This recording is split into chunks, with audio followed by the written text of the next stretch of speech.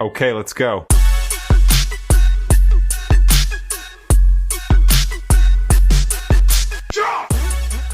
Hello there, Chick Chatters. We're back with Teen Mom episode 5, and we're going to start today's adventure with Mackenzie. I never remember to save my life. You just got done deciding this, and as soon as I was like, we could do this, she's like, yes, let's do this. Who do we start with? I keep thinking it's Kaitlyn, but no, we're starting with Mackenzie. And Mackenzie is on her baby journey, but we do start her scene off with her getting her divorce, finalizing papers in the mail. She's like, I'm a divorced woman. She's funny. I love watching her now. I was so over her. I did not want to see her on the family reunion. Was not excited. Love it now. It's super wholesome storyline. Kaz is just the greatest stepdad, little bonus dad, whatever, ever. And I just love watching him bond with the kids. And they were all cooking at some point, and they were saying, we've never done this before, so we have to learn from you. And he's like, well, I've never had kids before. So, like, I don't know. It was just so cute. It was cute. It was Gannon, I believe, who was telling him, you get pregnant at 16, she didn't learn nothing. Well, my mom's basically a dummy. My mom, she pretty much stopped learning at 16 when she had a baby. You know how many people he's probably walking around telling that? Well, my mom, she got pregnant as a teenager, so she doesn't know a lot about a lot of things. So she's learning from you, and we're learning from you. And he's like, well, I'm learning from you guys. I love the way he talks to these kids. It's just such a 180 from their own father that it's, I'm glad that they have a strong male person in their life. And compared to a lot of people who come into these relationships kind of fast. I know Kaz and Mackenzie have only been together for about a year, but I really think that he is a perfect match for her. I think that it's exactly what she needed. It's such a breath of fresh air compared to Josh. Yeah. And I do just feel like this guy is genuine. I don't know. Like, I just love him. I do. Yeah. I think he's great. I like him as much as I like Tyler or Corey. He's starting to really get up there for me. I really enjoy him. Totally. Yes. I love watching him. I think he's a great dad, even though he's never been a dad. I think he was like a soccer coach for kids. So he definitely has worked with kids. But yeah, I think their storyline is much welcomed. And I'm very excited to see them try to make a baby. How fresh. So they go over to the fertility doctor. They wanted to talk to her about undoing her tube tie thing. And apparently she would only have a 20% chance. And I'm sure that's even lower with her diabetes and stuff. She wasn't happy about that, but they did give her the option of in vitro. And they said that that would be about a 60 to 70% chance. And even with her diabetes, they think that they could make it happen. And that's much better chances than what she's dealing with now. I had no idea that you couldn't do in vitro with having your tubes tied. So that was, I didn't know that either. That was good to learn. I had no idea. And I also learned recently, because one of our friends, their husband is getting a vasectomy this week, I believe today even. And I learned that vasectomies are even more of a walk in the park than I ever thought before. Now it's just a laser and they don't cut nothing open, and it takes 10 minutes and they heal in 3 days. Why the hell did Josh make her get her tubes tied? Oh my God, this man does not need children. I think that was a decision for her. Do you remember? Did he make her? Or I feel like she decided to get her tubes tied because I'm sure the conversation went like, something got to happen here. I had a really bad last pregnancy. We have 3 kids. This is probably done for us. And Josh probably refused to get his vasectomy because a lot of guys do refuse that. This is alleged, all the allegedlys, but I'm assuming he made this woman go get her tubes tied. I don't know if I think it was a choice that they made together, but I think that it was more, Mackenzie knew there had to be a birth control in place. She knew that it's either tubes tie or vasectomy at this point. And he didn't want to get the vasectomy, so she probably opted for getting her tubes tied. And that's like a month recovery. It's a surgery. And you could have just walked in and got a damn vasectomy. And she could have done it after her last labor, but either way, it's a more intensive process than the laser beam. And you're already sore from the childbirth, and on top of that, to get your tubes tied, I feel like that's a lot. And him, of all people, does not need another child. He does not. We should be giving him a vasectomy. Mandatory. Yeah, but at least there's a way for her and Kaz to have a baby. And you know what's funny? If you put their names together, Mackenzie. That is really good. I'm waiting for more appointments with this fertility doctor because I know Mackenzie is on a learning curve like Gannon has told us. Yep, and I know they're gonna have at least one more appointment because it's the one where they talk about saving their eggs in the previews. She's always like in our freezer?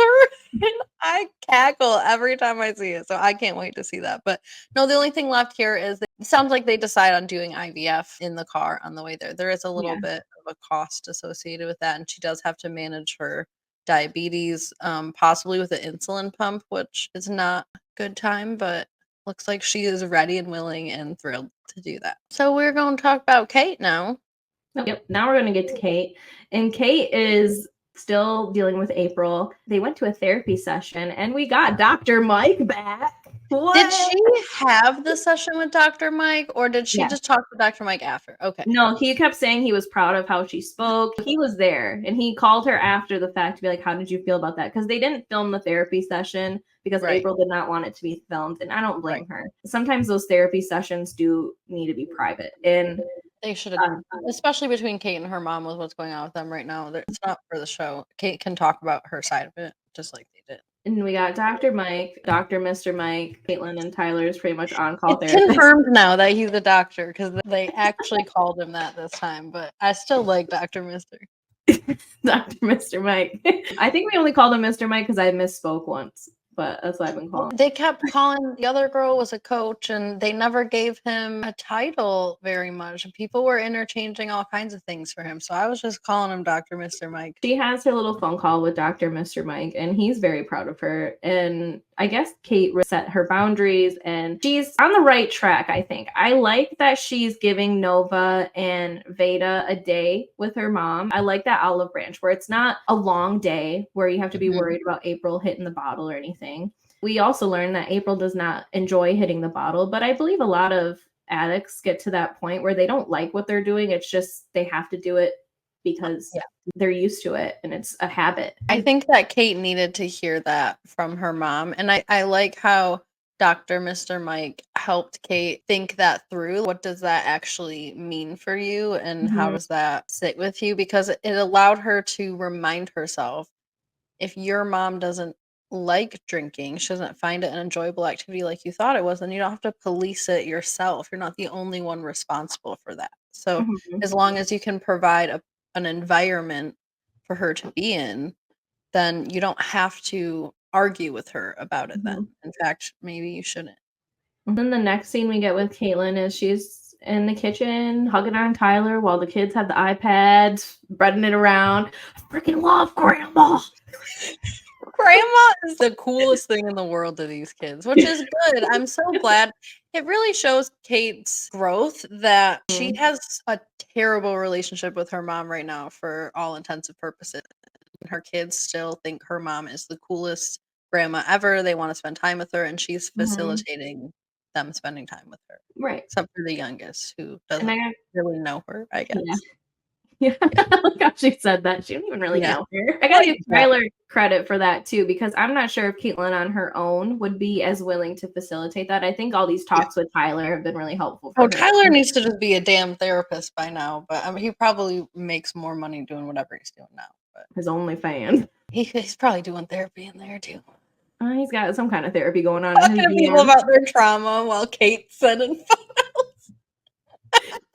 I also noticed when she took the kids over to her mom's house, you know, they hugged and all that was fine and dandy. But Cate lives in Michigan. I live in Michigan.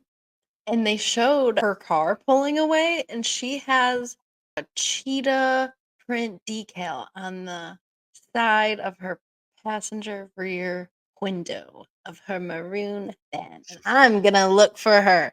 Yeah, you're not far from her. Brooke's actually like in the area. I'm not gonna go like hunting for her, but when I see a maroon van, I'm looking at that rear window. And let me tell you, pictures is happening. Yeah, we'll post it right on the I'm coming straight to you guys, Chick Chatters. Don't you worry. I mean, we don't know exactly where they live. We just know they live in the general area. I know the city that they live in, and it's less than a half hour away. I mean, we're all in the metro area. I'm actually surprised you've never seen them because I mean, I guess they don't really go out and about that much, but I just I'm surprised. realized the adoption agency that they used, the specific place, Mhm. it was in walking distance from my apartment in Madison Heights. Are you serious? And the park that they went to visit Carly was right outside of that. You're right there. Right there. Like, you know how there was a school behind Mhm. my apartment comp? Right behind that school was a bunch of office complexes, and the agency was there. It is Wow. still there. I It's a wonder if horrible agency, but it's yeah, still there. it's a horrible agency. I wonder if Dawn's still there. Oh, no. We might have to book an appointment with Dawn. We might have to go do Just that. feel like having a baby. I don't want to. Maybe we could be asking for a baby. We could Yeah. tell her we're married. Yeah, let's do it. We're partnership. Do you have any teen people's babies available? Ones that we Any can mess their whole lives up about? any babies from people who can't make good decisions on that. Yeah, and then can we promise them that they're gonna see their baby and then we don't really show them their baby? Oh, man, we're being so petty on behalf of Sorry. Kate and Ty right now. Sorry. I don't even have a problem with Brandon and Teresa. I just feel bad for Kate I have and a Ty. problem with the adoption agency, though, and a little Yeah. bit with Dawn, to be honest, even though Dawn always has that really nice, kind thing, and she is supportive and she does show up, but she Yeah. cons them.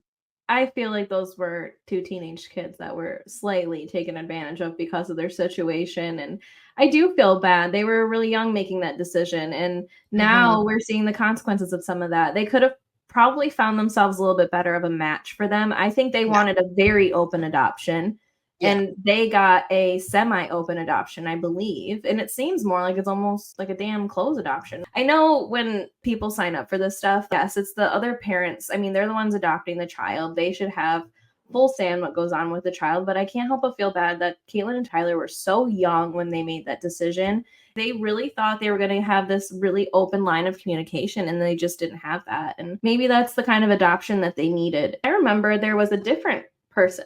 It wasn't their season. I believe it was the season after theirs, or maybe the third one of 16 and Pregnant. But there was a girl who also gave her baby up for adoption, and she had a very, very open adoption. She was Mm, able to go visit her child whenever she wanted. And mhm. maybe that's the kind of thing that Kaitlyn and Tyler were hoping for. Right. And they got kind of screwed because they were young, signing papers and this agency. And I don't even know how the agency was able to do all this because the parents weren't even for this either. So, Caitlin and Tyler were told that one or both, preferably both, but one of their parents had to sign these things because they were under 18. And Okay, Tyler's And mom. no, April and Butch and everybody refused. Tyler's mom signed, April refused. Kate could not get a signature. And so remember the scene where they hand Carly away? Mhm. You know how it's outside of the hospital? It's not in the hospital Yeah. room? It's because it had to be off of the hospital premises because technically they didn't have valid paperwork. They had consent from Kate, but they could not give the baby away at the hospital because the paperwork was not all the way legit. Mhm. So it would have not been okay to do Legally, at a yeah. hospital. So that's why they did it there. I still hate the agency, but I also think Kate and Ty might have at first when they started the process of adoption, I think they might have thought that they didn't want to have any contact. It would be too hard to have contact because I know Mhm. their original birth plan was to not even see Carly at all. And they did end up spending over 2 hours with her. Yeah, and that was probably even more difficult. Yeah. Yeah, I mean, maybe their plans just changed, but they already had signed papers that they were gonna do a semi-closed adoption. I mean, I don't Yeah, know. because that's what Dawn always brings back is their goddamn paperwork every time, and she's like, "See, you've said here that they can decide at this time in their discretion at age this, you Yeah. only get these photos." And every time, and I totally agree with Kate and Ty, they're like, "Okay, but we signed these papers when we were 16." Oh, Like, yeah. I get they signed the papers and that's the agreement That's that they that. have, and they can't just be wishy-washy about it or it would be Mhm. a complete mess and disaster, but yeah, it's Yeah. tough. They Well, deal with it really well. I know it's it's tough. something that when I became an adult or whatever, my dad used to say to me once I turned 18, like, "Whatever you sign is what you Yeah, sign. You gotta be careful with the things you sign." with your You know? signature, yeah. Yeah, so I don't know. I just feel bad that they did sign those papers at 16. Now that I'm older and I'm seeing in retrospect, I can understand exactly how Kaitlyn and Tyler would be feeling the way that they are. Part of why they have issues with Brandon and Teresa. They have cared for Carly well, and they have protected her well. Yeah, I respect them for that. I really do, because they haven't also seen her chose when they face. were 16 years old to be on a television show, just like all the other teen moms. And I would say it's probably done a lot more harm than good to their children, to Bentley and Leah and the girlses and all of them. I think Brandon and Teresa have done a good job of doing that, but in the process, they have kept Carly away from Cate and Ty. The last time we saw Carly's actual face, I believe, was on a reunion in the original seasons. Maybe season 2, 3 was probably last time we ever saw Carly's face. Yeah, everything else has been a blur out, or they show the back of her now. I know the last post that I saw, they had Nova and Carly walking next to each other. It's just like two tall blonde girls, skinny like Tyler. Two little blonde Tylers. I do wonder if when Carly turns 18, if she's going to be reaching out to Kaitlyn and Tyler like that, if I see her face. I assume the moment she turns 18, Kaitlyn and Tyler are going to post whatever they want about her. Maybe we'll get a nice little photo dump. Yeah. We only got like, what, 3-4 more years? I think she's 16 this year. I'm pretty sure the show is still going to be going too. This is what they're waiting for. Yeah, they want us to feel like grandparents. They do. They want us to feel like grandparents. They do. They want all of us who started watching when we were 16 and they were 16. They want us to feel like grandparents in the next 3 to 5 years. They want us to feel like Roxanne. That's my kids too. These are my damn kids. I've been watching them for 20 years. Oh, I can't wait to get to her. But this is not Cate and Tyler's show alone. So let's talk about Amber. Amber. You got a nice break from her last episode, but of course we get her again. She apparently had a meltdown one of her episodes in front of Gary. And you know what? I like Gary more than I thought I was going to like Gary in this episode. But I think he's actually really chill. But I will say, I do think my theory is right that he was upset that she cheated on him, because I do think she cheated on him at Jade's wedding. I think they were together, and I think that he might have found out, because in this episode, he's saying to her, I accept all of you. I'm going to and if that's the case going in, he was all in. It didn't matter she was white. I don't believe that his parents had an issue with her being white. If anything, they had an issue with her rolling machetes over on people. Maybe her behavior they also saw at the wedding. Exactly. I'm very curious to hear why he actually left. I don't believe what's been put out there on why he left. I hope he doesn't stay private forever. I get that he probably needs a minute to let things simmer down, but I hope he at least talks to People Magazine or something. I hope we get more of a explanation. I know that they said they were filming, because that's why Macy rushed to her, so that she had somebody to film with. I think that either they had a really huge fight and he was like, no, I can't do this anymore. But at the same time, he also has been through a couple of her manic episodes at this point. And he might not have known what he was really signing up for when he was sitting on this couch. True. Like, I'm all in. True. But I do wonder if it was anything to do with this whole lesbianist experience.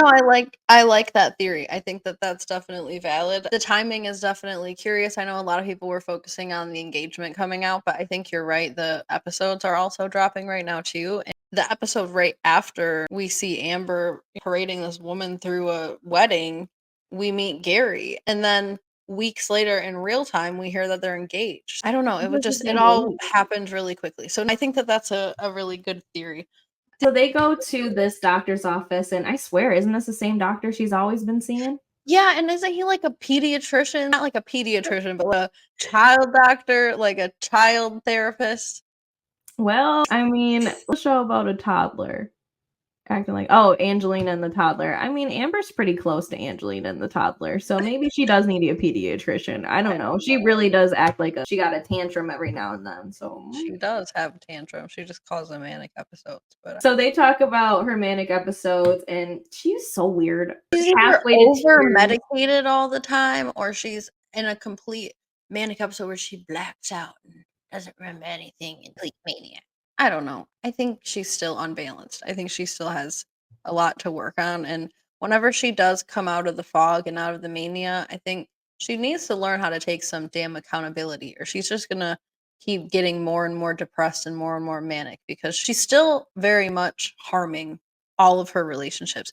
Even Leah was eating breakfast with Gary in this episode, and Gary's like, "Oh, have you heard from your mom?" And Leah's like, "No, she has a boyfriend. So I'm not going to hear from her." Everybody knows this, that she Yeah. just like sucks in everybody in the world. And even Gary 2.0 feels like he has to help her with everything. And I understand supporting your partner, even when they have a mental illness. I think it's nice to be able to have things you can do to support them, you know, playing the music and whatever that she mentioned. But I think there's a fine line between being able to support your partner and being dependent on them. And I think Right. Amber wants that kind of toxicity. Dependency.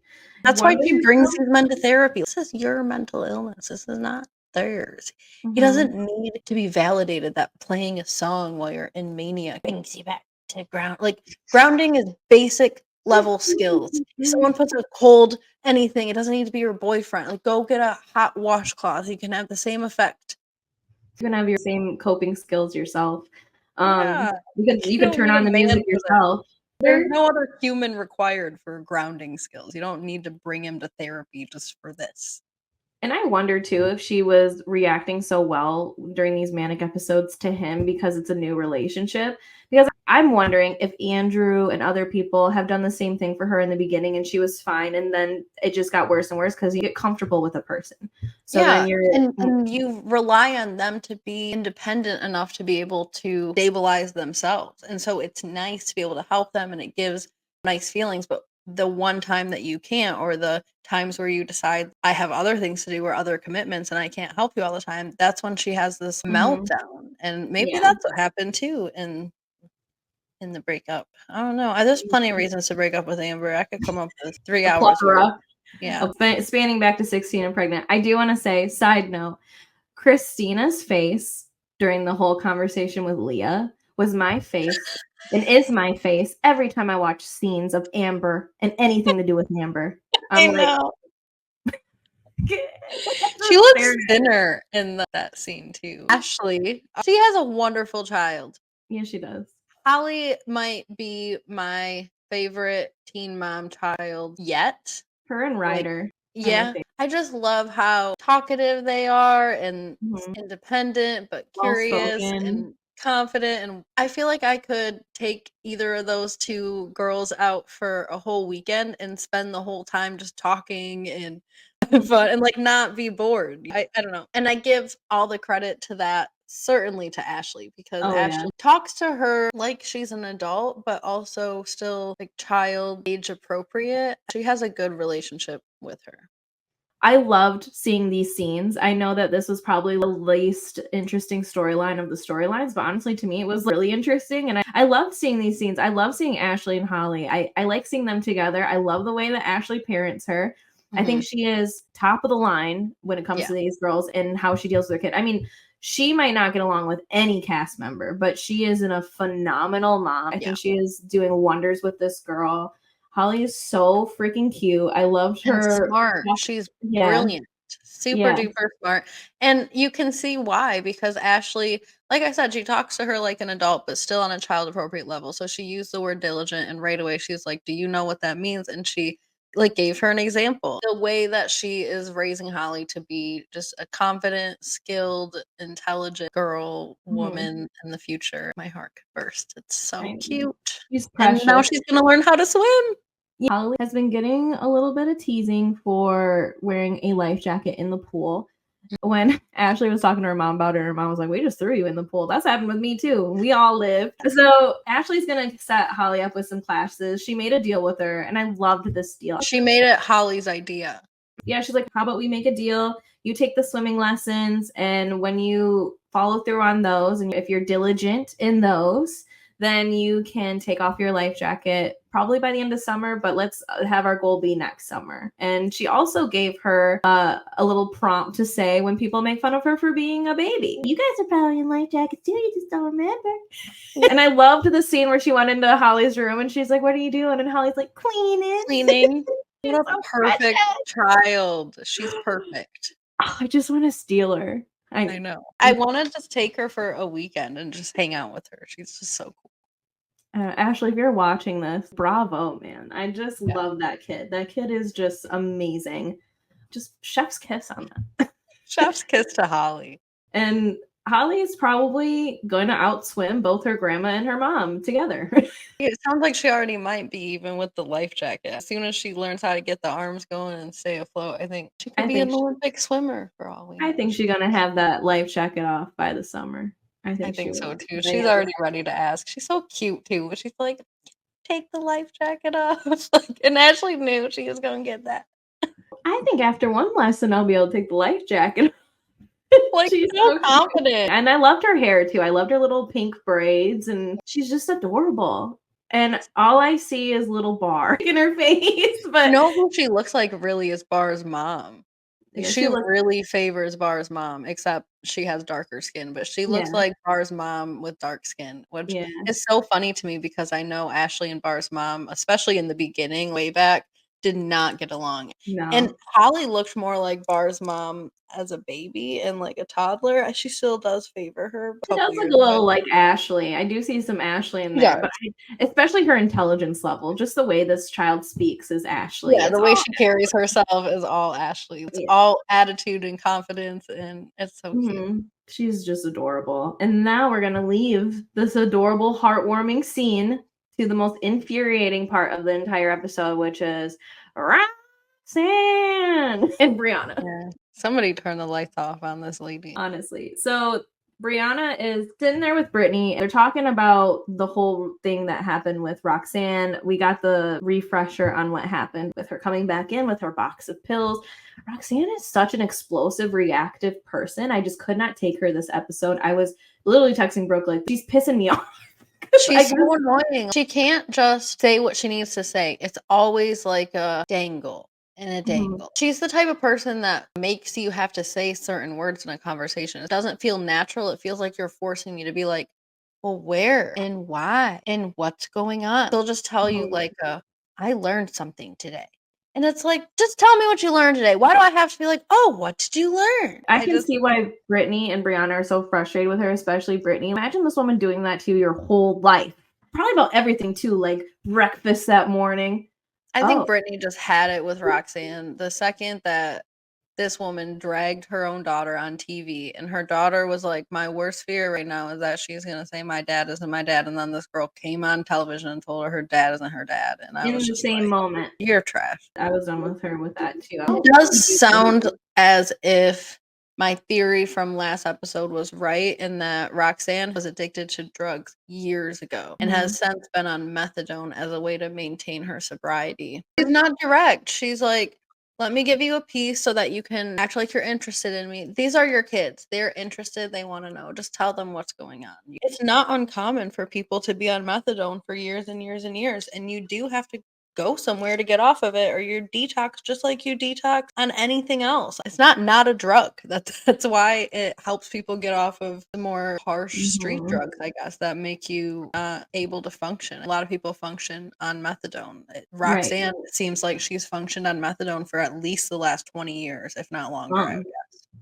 And she apparently used to have to go in to get it, and now she gets the prescription. So obviously, but you would think though, after X amount of years on it, wouldn't these doctors be like, all right, let's slowly get you on lower levels so you can be off of this? Or are you supposed to be on this? She may have tried that before. A lot of times, even if that happens, if it doesn't go well and they're not functioning, then they just kind of keep them on there. I don't know. I've never been in that situation, so I respect anyone who's willing to get sober any kind of way. But I feel like it's a way of prolonging the detox. At some point, you're going to have to come off of all these things if you want.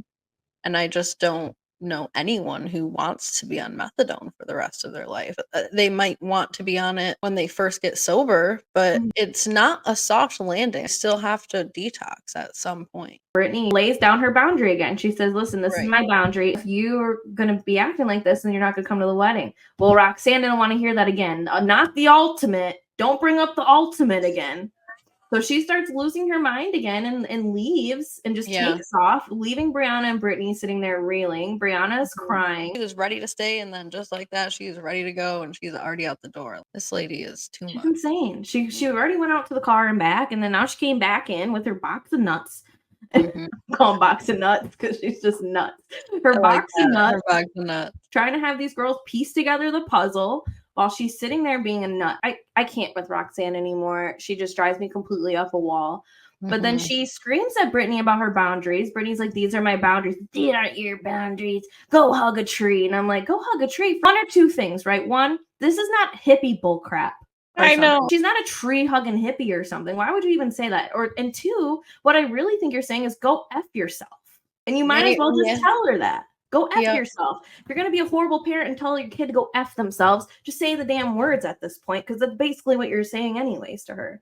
Yeah. Brittany You're is right. being an adult, laying down a boundary. She's saying the word if. And I think Roxanne needs to get the word if in her vocabulary because this is twice that we see in this episode where someone uses the word if with her and she loses her freaking mind. I can't believe it. She said she's going to go to a treatment in Texas. And then Bree lays down her own boundaries and tells her, you better stay there as long as you need to stay there. Otherwise, you're not going to be able to see the kids if you leave early. And there's that if again. This girl throws her phone dramatically 2 feet away because she didn't want to break that phone. She just wanted that for the camera. I don't know what. And then she just opens the door and goes back to get her phone to keep talking to this woman again. Like, F you and your sister. what did you just throw the phone for? Throw something else if you're so dramatic that you can't even stand to hold it. I thought the conversation was done when she threw the phone, but then she went over to pick it up and she's like, F you and your sister. And I'm actually surprised Briana stayed on the phone. I'm sorry, but if I hear a phone being thrown, I'm probably hanging up. Like, I'm gonna hang up. I don't think she even threw her phone hard enough that Briana even knew she threw it. Like, it just sounded like a mild little scuffle. Like, she could have been coughing and it could have made that sound. Like, F you and your sister. As she's going to pick up that phone off the damn gravel. Where's she at? Like a fast food parking lot or something? Or a Walmart? I'm picturing her in like a Walmart parking lot. Yeah. Throwing her phone everywhere. Why don't we ever see Roxanne in her own house?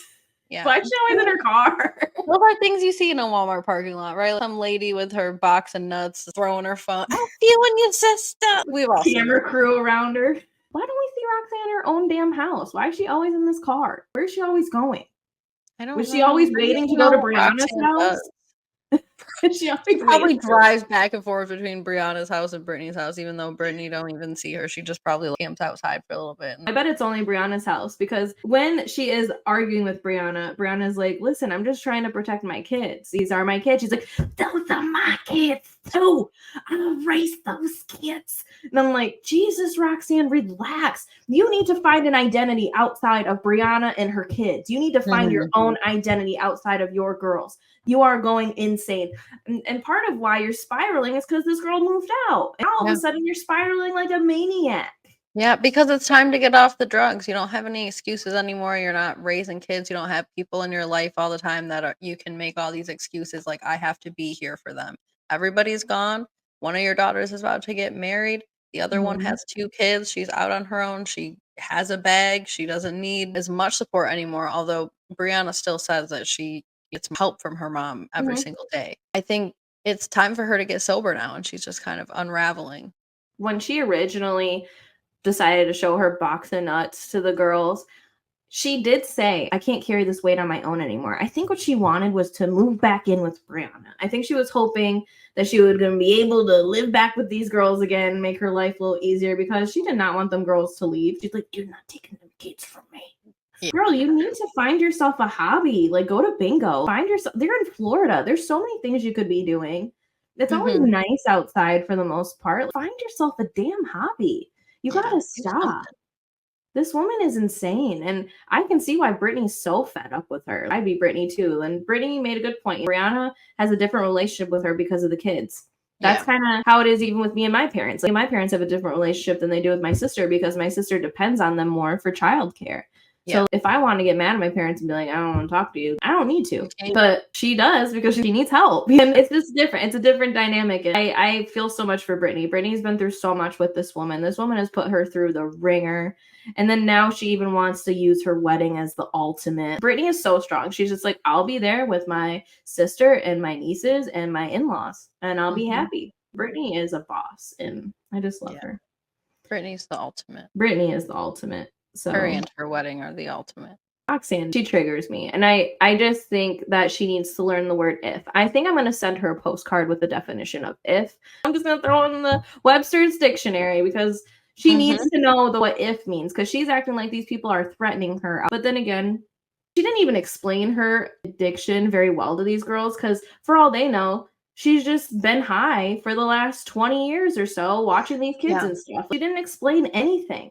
She didn't. Maybe they already know that kind of stuff, but I think when you see your mom on that, you should describe it a little better as far as how much do you take, when do you take it, where, I don't know. It's just, especially when you're around somebody's kids all the time. I mean, Briana especially should have always been privy to that information, because you're watching her kids all day. And then you're not going to tell her that you have a problem. Even that last episode where she threw those pills on the table and they're like, what's this? She's like, it's a methadone. Like, Roxanne, chill out. I know, like, they're supposed to know what it is. Just threw a box of nuts at them and they're supposed to know what for damn brand they are. Stop. Chill out. Yeah. You need to take 10 notches down and talk to them calmly. I'm so sick of this woman losing her mind at every second. If you don't say exactly what she wants to hear, she's lost it. And I'm like, no. You guys, I applaud Brittany for having her boundaries with her mom. And I applaud Briana for having the boundaries with her kids with her mom. But I think there needs to be more boundaries with Roxanne. I think Roxanne is a piece of work. And I can't even with her anymore. She infuriates me. I feel like at this point, if she really is willing to get sober and she stays in treatment for as long as she's supposed to stay there, then the word if again. But if she does, I think it does make sense, especially for Bri to have a relationship with her mom. But yeah, I think Roxanne has put Bri and Brittany through a lot of things in their life without really the explanation or the understanding of what she's gone through. And now she's just trying to hide behind that shield of, well, I've been through trauma and I'm traumatized. And that's fair. But you have taken all these years now to take accountability for that. And still she's really not. And she's already pushed that onto her kids. And she can't seem to wrap her mind around how Bri would be trying to protect her kids from that. She's in detox by the end of the episode. She needs to stay there.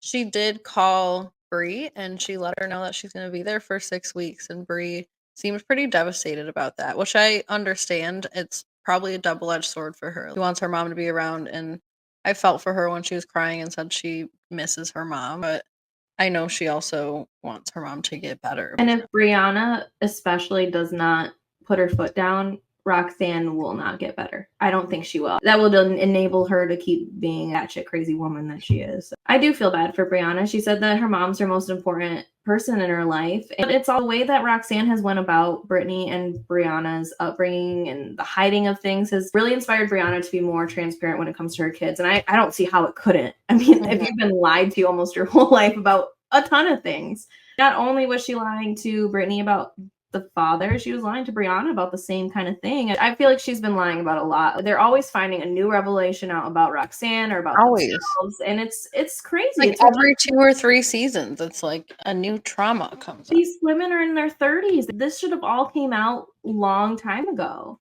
It's ridiculous. And to do that to them on TV all the time, she waits for the cameras to be there to do this. It's like, does MTV pay you extra, Roxanne? Do they say, hey, you got any? They probably pay for her traumas at this point. I don't know. She better be getting a bonus for all this damn trauma she's putting her kids through. Jeez Louise. I bet they're paying for her treatment. They better be. Somebody better be. This woman has lupus too. I don't know how that works with her everything, but looks like it's working just fine. Well, actually, you know what? Probably, because I heard Selena Gomez was doing stuff like that too when she was lupus. Yep. So I guess it's kind of normal. I guess anybody can be doing nuts. But nuts. We're gonna call them nuts. We're doing nuts. Next episode, we're gonna get Jade, who has a husband who's in recovery from nuts. Apparently, Jade has big news, so we'll see. I doubt that it's a pregnancy, but I think that's what they want. They always want us to feel that way. I'm actually excited to see Janelle in this next episode because apparently she is in Vegas and she's going to talk to somebody about this new weed brand that she wants to start called This Time of Day, from the infamous I like to smoke weed around this time of day. Me and Tyler say that often. I think that brand is on point. I think that's everything for Janelle. Mhm. Probably her best idea ever in her whole entire life. When Kale did the pothead thing, I was like, this is more of Janelle's alley than Kale's. I mean, I'm sure that they all smoked a little reefer, but Janelle's anonymous with it. If Janelle comes out with a strain called This Time of Day, I'm gonna go buy it. That is the first penny I will gladly hand Janelle. I would go to her house and give it right to her. I want her to name her next strand after Kifa. Yes. Hi. You both Kifa high. Kush. Kifa Kush. You both high. Kifa Kush. Yeah. She's gonna have a lot of names. I think this is a great idea. We're also gonna see that Kaz wants to propose, and it looks like Bree's gonna talk to Jade probably about relating with parents who struggle with addiction. Mhm. Then something's going on, I think, with Cate and Ty's daughter, because Cate is crying with this paperwork in her hands, and she's like, I just don't want this to affect her. So I'm wondering if there's some kind of health revelation that they found, maybe some hearing issues or something like that. I don't think anything.